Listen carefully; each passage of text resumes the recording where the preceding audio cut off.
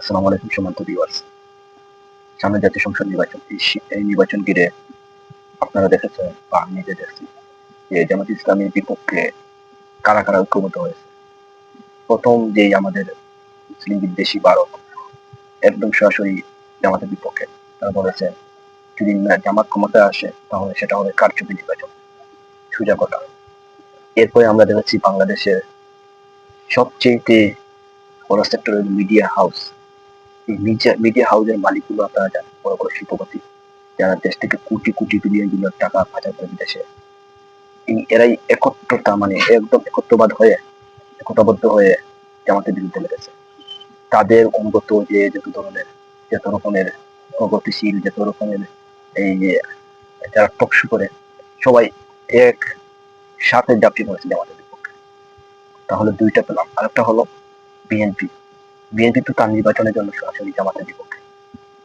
এরপরে কিছু যারা শেখ হাসিনাকে কৌমি জননী পদ দিয়েছিল এরাই জামাতের বিপক্ষে একত্রতা হয়ে তাদের বিরুদ্ধে লেগেছে।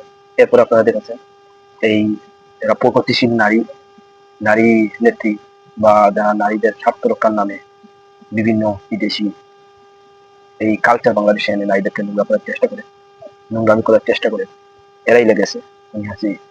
খুনি হাসিনা বিষয়গুলো চলচ্চিত্রের কিছু নষ্টামীরা জামাতের বিপক্ষে লেগেছে। এত এত সবগুলো সেক্টর একত্র হয়ে শুধু এটা নয়, পাশাপাশি ভারতের লবিষ্ট যত আন্তর্জাতিক মিডিয়াগুলো আছে সবাই একসাথে জামাতের বিপক্ষে লেগেছে সামনে জাতীয় সংসদ নির্বাচনের জন্য।